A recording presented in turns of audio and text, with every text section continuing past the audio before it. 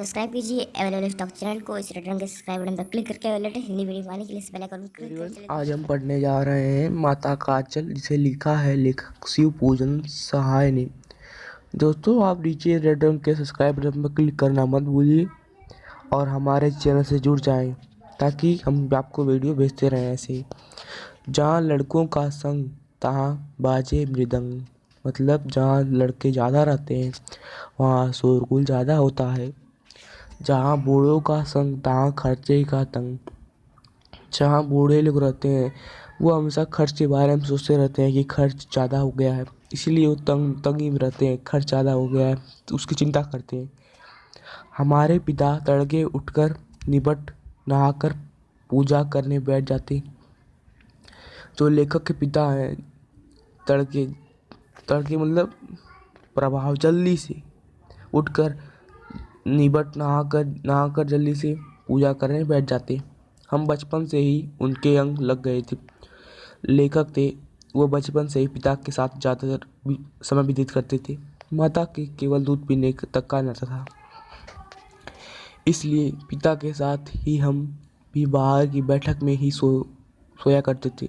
जो लेखक हैं वो पिता के साथ बाहर सोया करते थे बैठक में। जैसे उसमें मेहमान लोग आते हैं बैठक में, बैठका उसे कहते हैं।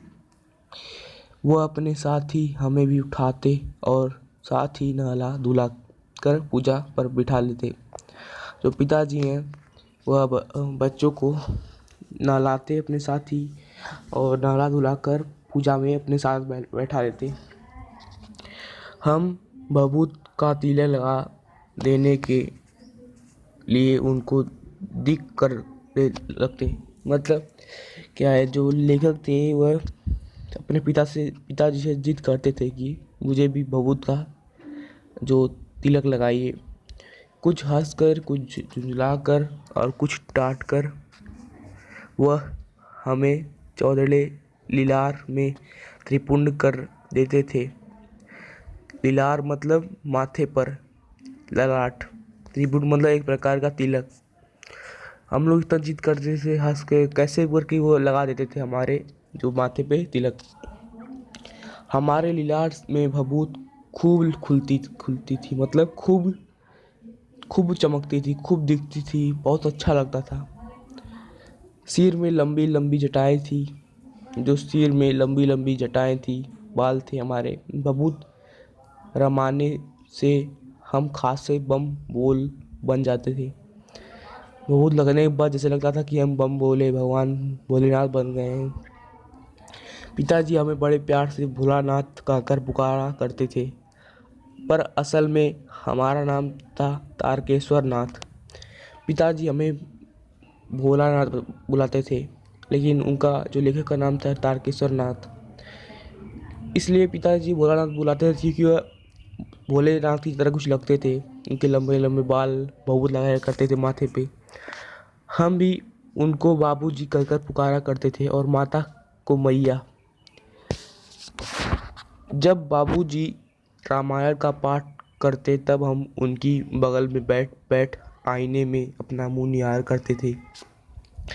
जब बाबूजी रामायण का पाठ करते थे तो उनके बगल में लेखक बैठ जाते थे, भोलानाथ या तारकेश्वर नाथ, और मुंह निहारा करते थे शीशे में। जब वह हमारी ओर देखते तब हम कुछ लजा कर और कुछ मुस्कुरा कर, मतलब शर्मा कर, लजा कर मतलब शर्मा कर और मुस्कुरा कर, हंस कर आईना नीचे कर रखते थे, मतलब अपनी आंखें नीचे कर लेते। वह भी मुस्कुरा पड़ते थे। पिताजी खुश जाते, मुस्कुरा देते। पूजा पाठ कर चुकने के बाद वह राम राम लिखने लगते। जब पूजा पाठ कर लेते थे पिताजी तो राम राम लिखना स्टार्ट कर देते किसी कॉपी पे, और अपनी एक राम नाम बही पर 1000 राम नाम लिखकर वह उसे पाठ करने की पोथी के साथ बांध कर रख देते। वो एक उनकी बुक थी, क्या नाम, कॉपी पे लिखते थे राम नाम बही, उसी पे हजारों नाम राम जी के लिखते थे और उसको पोथी के साथ बांध देते थे। दोस्तों, ये मेरा पहला पार्ट है और अगला पार्ट हम अगले सेशन में कवर करेंगे। अगर आपको वीडियो पसंद आई तो इस वीडियो को लाइक कीजिए, शेयर कीजिए और हमारे चैनल को सब्सक्राइब करना मत भूलिए। नीचे रेड रंग के सब्सक्राइब कीजिए और हमारे चैनल को सपोर्ट कीजिए। धन्यवाद दोस्तों आपका वीडियो देखने के लिए। जय हिंद, वंदे मातरम।